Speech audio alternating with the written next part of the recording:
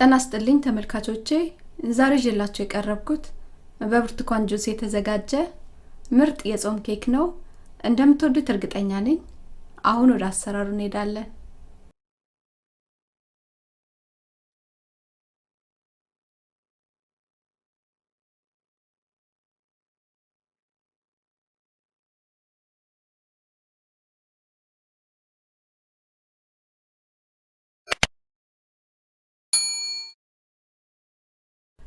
ኬኩን ለማዘጋጀት የሚያስፈልገን አንድ ከግማሽ ኩባያ ዱቄት፣ አንድ ኩባያ ስኳር፣ ግማሽ ኩባያ ዘይት፣ 3 የብርቱካን ጭማቂ፣ ግማሽ የሻይ ማንኪያ ቤኪንግ ሶዳና አንድ የሾርባ ማንኪያ ቤኪንግ ፓውደር ናቸው። እንሰፋ ባለ ዕቃ ላይ ዘይቱንና ስኳሩን እናስገባና እናዋህዳቸዋለን።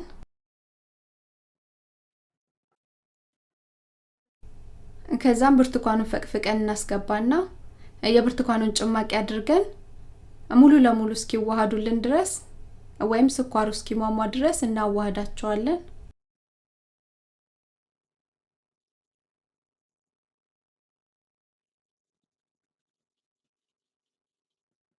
ስኳሩን እንደዚህ አዋህደን ከሟሟነው በኋላ አሁን ደግሞ ዱቄቱን፣ ቤኪንግ ሶዳውንና ቤኪንግ ፓውደሩን ነፍተን እናስገባና እናዋህዳቸዋለን።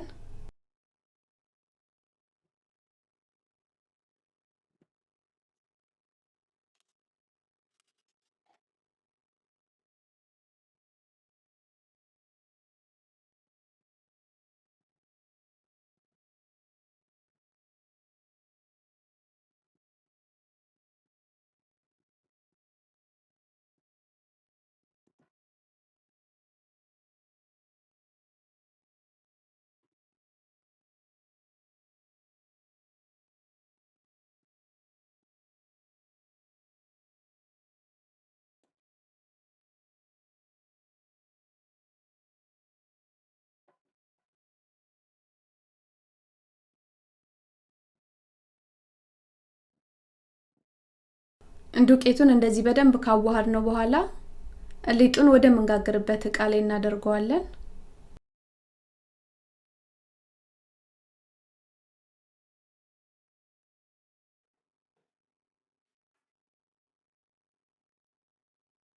የኬኩን ሊጥ ከማስገባቴ በፊት ድስቱን ለ10 ደቂቃ ያህል አሙቄዋለሁ።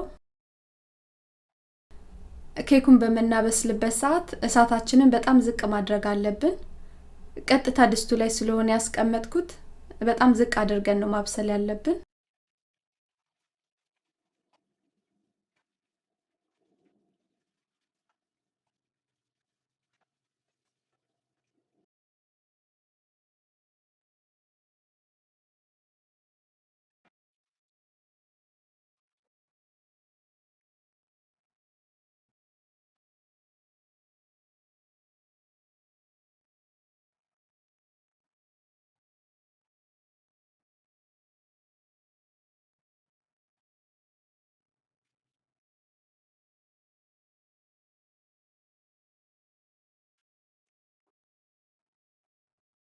እንደምትመለከቱት ኬኩ እየበሰለ ሲሄድ መሃል ላይ ያለው የኬክ ፓርት ወደ ውስጥ እየገባ ነው።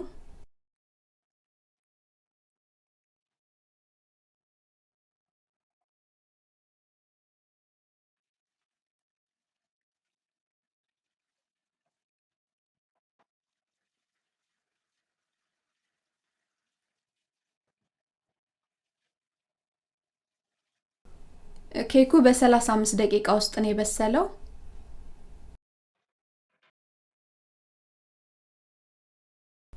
ኬኩ በደንብ ከቀዘቀዘልን በኋላ ከዕቃው እናወጣና የምናቀርብበት ዕቃ ላይ እናደርገዋለን።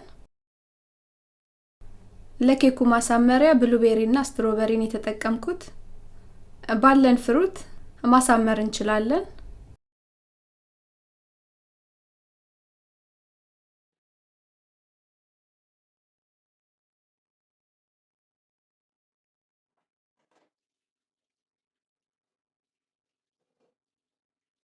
በመጨረሻም ከኬኩ ላይ ዱቄቱን ስኳር ነስንሼበታለሁ።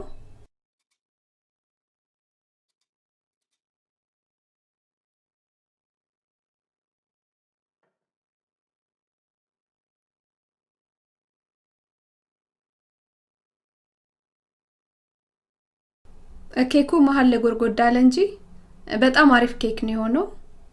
ሞክሩት፣ ትወዱታላችሁ።